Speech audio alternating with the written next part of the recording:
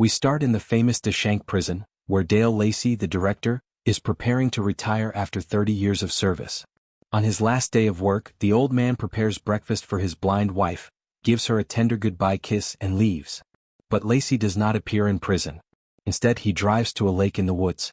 He ties one end of a rope to a tree and the other around his neck, and without hesitation he hits the accelerator. The car, along with its owner, plunges off the cliff. A few days later, Teresa Porter, who replaces the deceased Lacey, arrives at Shawshank and becomes familiar with her new workplace and learns the history of the prison. All the previous guards have met strange ends, and none have reached an advanced age. But Teresa is concerned about something else. Shawshank has long been overcrowded, and the inmates are housed even in the gym. Officer Salusi tells Teresa about Block F, which was closed after the fire of August 7th. But if the block is cleaned, it could house several dozen inmates. On his initiative, Salusi has the task of being the first to enter the abandoned block, check its condition and count the beds. The guard cuts the rusty lock and inspects the bed, believing that this could bring him the promotion he has long awaited. Inside the block that, according to official records, had not been used, the guard suddenly discovers the footprints of men's boots in the thick layer of dust. Salusi follows the footprints that lead him to an iron door, which leads to a maintenance section. The footprints lead the guard to a trapdoor, but the darkness is thick, and his flashlight does not shine all the way to the bottom. As he leans over, his wallet falls to the bottom. So now he is forced to retrieve it. At the bottom of the well, the guard finds a chair, a book, and a can full of cigarette butts, and one of these is still lit, which seems extremely suspicious. However, Salusi has no time to think about it. From a dark corner, a man locked in a cage stares at him, and the frightened guard rushes out of the well, believing he has seen a ghost. An emergency inspection immediately begins in Shawshank, but all prisoners are accounted for. No one can understand how an unregistered inmate ended up in that part of the prison, let alone how he has survived there. Surely someone has been feeding him. The boy from the dungeon is taken to the interrogation room but does not answer the officer's questions, nor does he react to anyone around him. Salusi takes the prisoner to the shower and then returns to the basement to collect evidence. Although these are only cigarette butts, they are sent to Teresa's office, who, after comparing them with some she found on her new desk, discovers that it was Dale, the old man.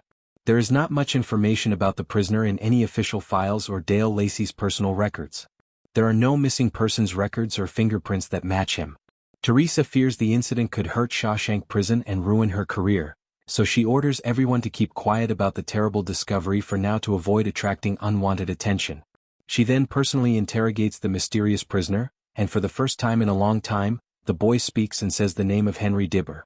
But the local guards know for sure that that is not the name of the prison. Nero belonged to a completely different person who once lived in Castle Rock. Meanwhile, in Chicago, Henry Dibber appears in court defending a woman sentenced to death. After leaving Castle Rock, Henry became a successful lawyer specialized in this type of case.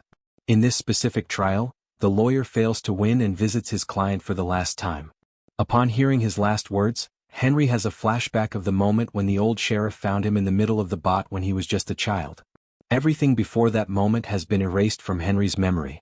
Teresa studies Henry Dibber's file and reaffirms her decision not to involve the lawyer in the convoluted story. Chris, who is his assistant director, suggests that they put the boy in with a maximum security prisoner. Like that, he'll be dead by the end of the week and all this will be erased. Officer Salusi overhears the conversation and anonymously calls Henry Deere and tells him about the boy locked in a cage who says his name. Salusi warns Henry that if he does not go, the prisoner will soon face a grim end. A few days later, Henry arrives at Castle Rock. Despite his long absence, people recognize him on the streets and still blame him for his father's death. The familiar streets trigger in Henry the memories of the day when Sheriff Alan Punkborn found him in the lake. Everything before remains a void for him. Henry's adoptive mother, Ruth, does not recognize him immediately due to her illness. She suffers from memory lapses and can barely remember the name of her cat.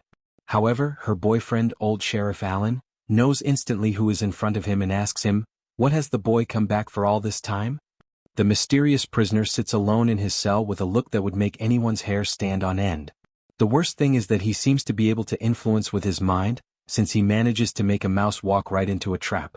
In the Henry case, head straight to prison. Teresa invites him to her office and claims that no child was found in the dungeon. She assures the lawyer that the phone call was a bad joke by someone and that he can return to Chicago without problems. But Henry knows it is a lie, and when he left, he crossed glances with Salusi. Night falls. Officer Salusi occupies his place in front of the monitors and suddenly realizes that the cell of the new prisoner is empty, and none of the other cameras appear.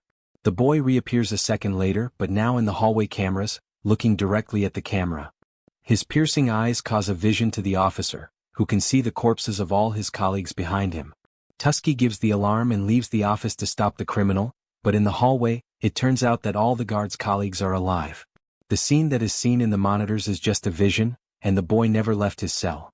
To have a complete vision, you have to go back a little in time. Since its founding, Castle Rock was a strange city, and there were always events that made the residents shudder. In the end, there was not even a single house in the city where something terrifying had not happened. In an attempt to find out the details of the strange case, Henry visits the house of the former prison director. He does not tell his name to the blind woman, and she gladly agrees to help the lawyer, accompanying him to her husband's office. But as soon as her neighbor tells the woman on the phone who entered her house, the widow asks Henry to leave and not insult her with his presence. Salusi visits the silent boy to pick up the untouched tray of food. The officer tries to find out why he had the vision, but the boy remains silent and does not answer his questions. That night, Alan, who is already retired, finds out about the boy and asks Teresa to meet him at a bar. He tells her a strange incident that happened to him 30 years ago. Back then, during the night shift, he stopped Dale's car, and the warden told him that she had found the devil himself. But she had managed to capture him and locked the devil in a cage. From that moment on, the horrors in Castle Rock finally ceased, and the city began to improve.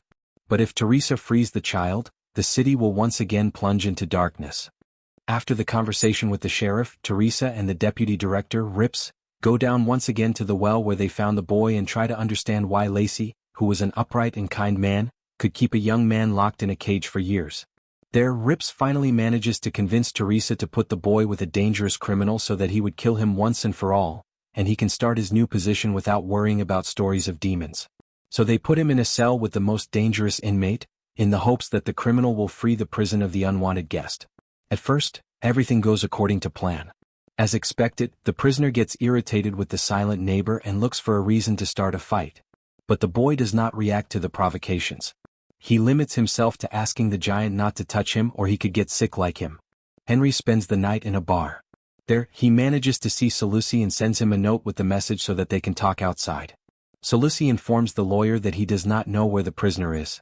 For 2 days, Henry becomes furious and promises to involve the district attorney, but the guard refuses to do so. Acting as a witness, fearing for his job, Henry begins to suspect that the boy might have made up the story about the imprisoned victim but vows to make one last attempt to find out if they are hiding him. The next day he arrives on a mission from the church, posing as a Bible reader. At the same time as the group's visit, the guards discover the body of the dangerous prisoner with no visible wounds. The coroner informs the prison director that the man has died of a serious illness, but she is surprised that they did not notice before. Henry, who does not see anything strange, has no choice but to accept that his visit to the prison has not yielded any results. But Alusky manages to prove to the lawyer that the prisoner's story is true by letting the boy out into the yard, where Henry can take a photo of him and use it as evidence to gain access to him later. During lunch, while no one else can hear, he passes the boy a message from the lawyer asking him to wait a little longer while Henry deals with the prison authorities. Salusi tells Henry what happened during their next meeting. The lawyer asks the guard to come closer to the prisoner to find out more about him in exchange for helping Salusi get into law school. While he will visit the police station to see if he can get information about Dale's case, upon arrival, he finds out that his childhood friend Molly has been arrested. The lawyer pays the bail and helps the girl to get out in time to appear on a television program. It turns out that Molly has the ability to read minds. No one has believed her, but when she enters Henry's mind, she learns everything he knows about the mysterious prisoner. In gratitude for his help, she reveals the truth about Shawshank's prisoner live on a popular show, which surprises the audience. After the revelation, Teresa herself contacts Henry and asks him to go there immediately. She gives him a folder with all the information and offers to resolve things quietly and quickly. Shawshank will pay the prisoner $1 million if he will withdraw all claims he has against the prison. For the public, it will officially be a wrongful arrest. Henry asks to speak with the boy, and when he is allowed, he informs him about the offer. But he does not seem to be fazed when he hears that he will not only receive a good amount of money but will go free. Instead, he asks him strange questions about what happened when he was a child, what he remembered about the night he disappeared, and especially about his father's death. On the other hand, Zasuke continues his work, but the attention of Shawshank is getting heavier with each passing day. The guard is outraged by the behavior of his fellow inmates and the mistreatment they give to all the prisoners. That night, Salusi finds Henry in a bar. Ignoring the rules, he approaches the lawyer in front of everyone and asks him to leave to talk. The chaos of the prison has gone too far. He agrees to testify and expose all the rapes. He just wants all this to stop because if it continues like this, his colleagues will end up killing the prisoners. Henry begins to suspect that his client's mystery is somehow related to what happened 30 years ago. In the district archives, the lawyer finds articles and notes about her disappearance, but since then no further details have emerged and official records have been lost. The only thing he manages to find is the address of one of the suspects in her kidnapping, whose involvement was never proven. He then travels to the man's house in the woods to meet the old man in person, who doesn't recognize him right away. But when Henry says his name, the old man hands him a stolen folder from the archives.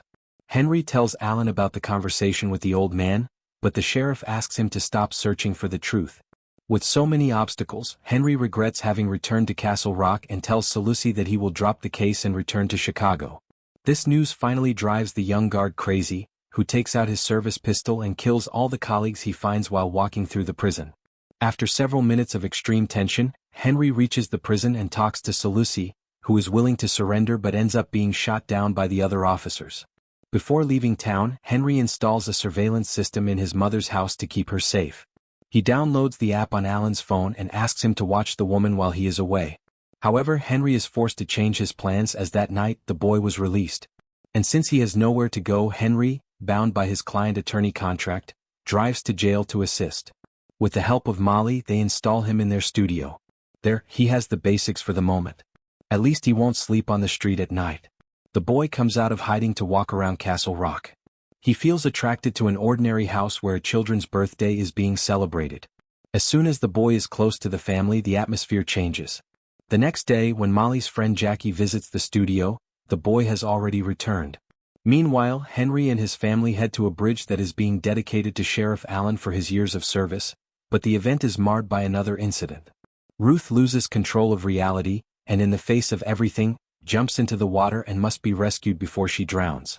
Later, Molly arrives at the studio and sees the boy on the roof as if he wanted to jump. While they try to convince him to come down, she enters his mind with her ability and can hear the voices of thousands of people suffering in agony, as if she could hear hell itself through the boy's mind. The girl runs to Henry to tell him everything. The lawyer thinks it's all nonsense, but Molly doesn't want to have anything to do with the boy.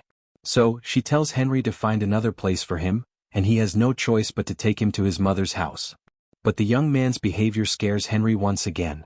The boy plays on the piano the same melody that Henry's father used to play. Meanwhile, Alan returns to the bridge. There he sees a plaque with his name on it that disgusts him, and he decides to remove it. At that moment, his phone vibrates in his pocket, and the old man sees a notification that someone is in his house. The sheriff rushes back home, and in the patio meets the night visitor. It is the same boy that Dale Lazy drove around in his car 30 years ago, calling him the devil. The boy hasn't aged a day, which is very scary. Alan raises his gun to finish what the former warden started, but the boy asks the old man not to act rashly and promises to save Ruth and restore her lost sanity.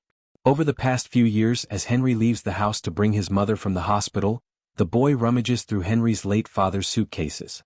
He meets with Alan and orders him to find the car that Lazy drove him to prison in 30 years ago. The old man tells the boy that the car has been in the junkyard for a long time, and the latter demands that he find a way to get it back. In the house, the boy acts as if he were the owner of the place. He puts on Deer's suit and turns on his music player.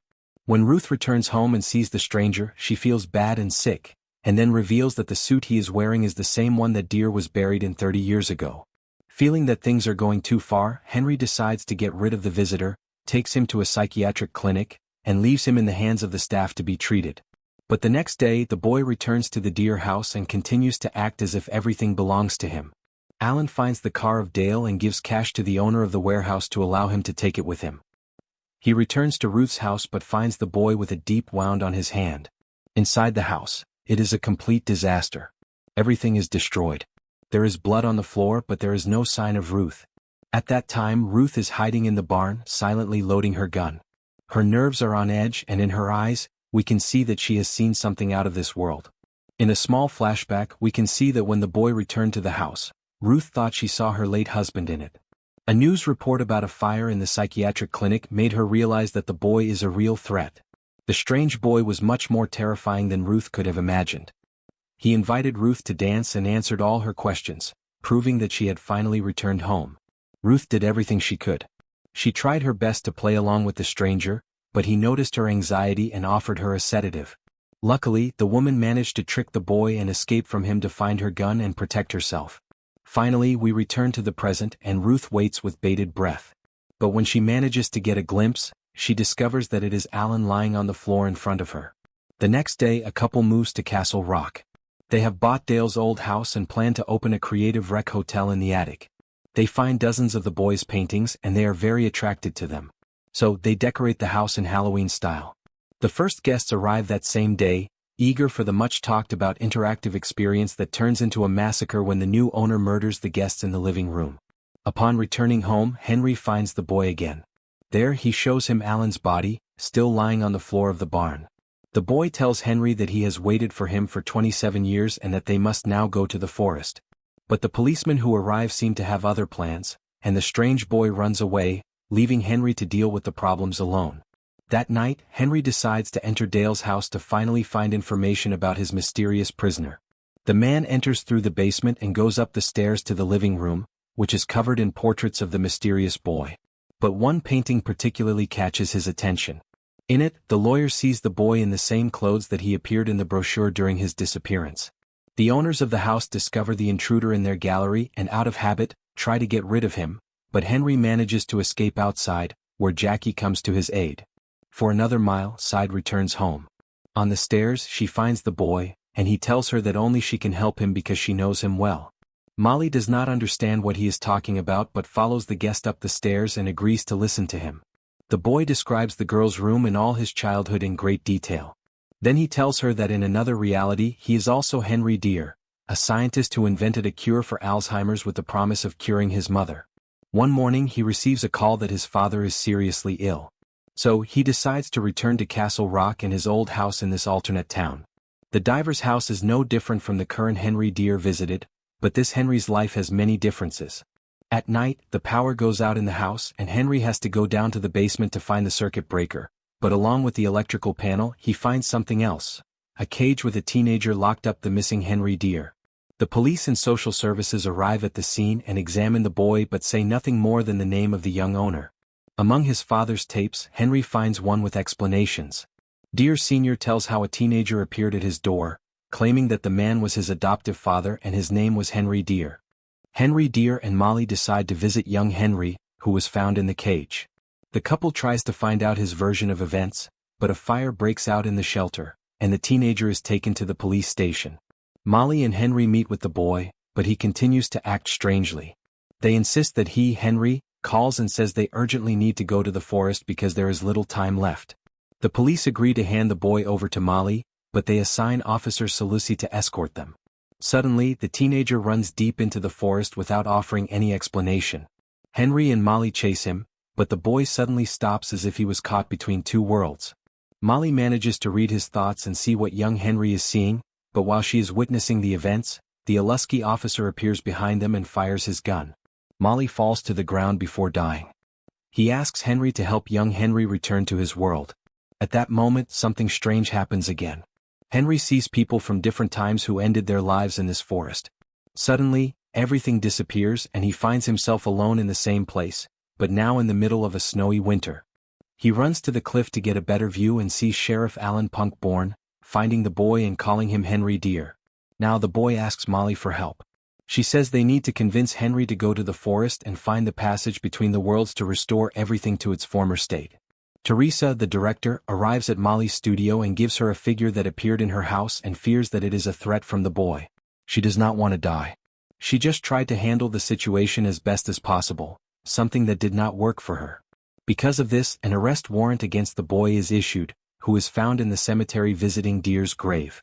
If he does not put himself, he is taken to prison, where Henry has some questions for him.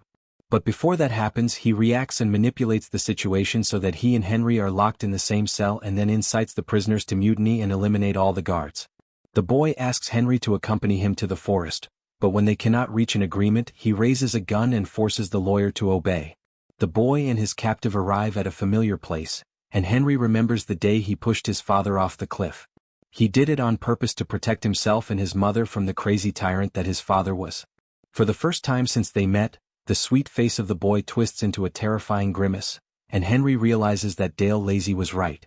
The boy is no one but the devil himself. A year later, Henry Deere returns to his normal life, but now he no longer defends the condemned. Instead, he deals with land issues. He remains in Castle Rock, lives in his parents' house, visits the graves of his mother and Alan, and another secret place every night. Henry sneaks into Shank's abandoned prison, goes down the well and feeds his prisoner. Unlike his predecessor, the lawyer does not stay by the cage to listen to the words of the boy. Because Henry is still not sure he is doing the right thing, the only thing he knows is that as long as the boy is in that cage, the town flourishes. And that is enough for him. Now, he has the responsibility that Dale Lacy left to keep the boy in the cage until the last of his days and protect the people from whatever that evil power is that lives inside him. And so ends this series. Subscribe, activate notifications, and thanks for watching.